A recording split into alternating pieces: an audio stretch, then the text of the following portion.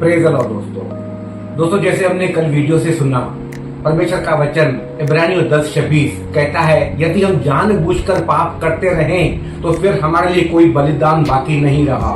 हाँ, वो आग की बाढ़ जो है ना, जो विरोधियों को भस्म करती है, वो हमारे लिए बाकी है। तो दोस्तों, जो आज हम विश्वासी होकर सच्चाई को जानने के बाद भी अगर पाप करते हैं तो ये बहुत गलत है। ये पाप हमारी आत्मा को मार सकता है, हम दोबारा आत्मा में मर सकते हैं, विश्वास में आकर भी हम नरक में जा सकते हैं। क्योंकि बाइबल में लिखा है कि तुम अपने ही बातों के कारण दोषी और अपने ही बातों के कारण निर्दोष ठहरोगे। क्योंकि जो लोग अपने मुख से जो बोलते हैं, बुरी बातें कहते हैं, न्याय के दिन उनकी हर एक बात का, बुरी बात का जो वो कहते हैं, लेखा लिया जाएगा। दोस्तों, आदम ने भी पाप किया था।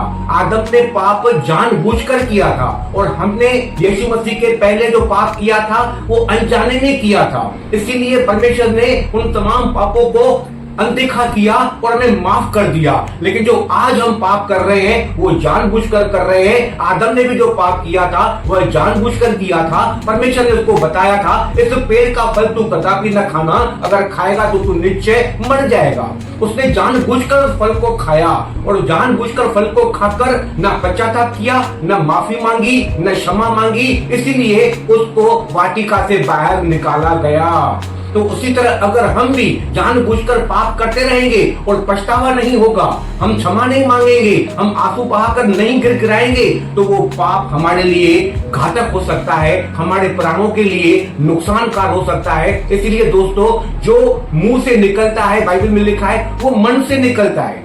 जैसे अगर मैं किसी भाइयों को शैतान बोलता हूँ, अगर मैं पास्टर होकर किसी विश्वासियों को शैतान बोलता हूँ, तो ये इतना सीधा शैतान नहीं बोलता हूँ। ये शैतान शब्द निकला कहाँ से? मन से निकला। यानी पहले तो शैतान बोलने के पहले मेरे मन में उन भाइयों के लिए गंदगी पड़ी है, नफरत पड़ी है, बैर पड़ा है। वो जो कचरा मन में पड़ा है वो मुंह से निकलता है। बाइबल में भी लिखा है, आप मत्ती 15 अध्याय उसका 18 वचन पढ़ेंगे तो वहां क्लियर लिखा है, पर जो कुछ मुंह से निकलता है वह मन से निकलता है। अगर मेरे मन में भाइयों के लिए बुराई है, बैर है, नफरत है, यानी मैं हत्यारा हूँ और हत्यारा अनंत जीवन नहीं पाएगा। गॉड ब्लेस यू दोस्तों। जय मसीह।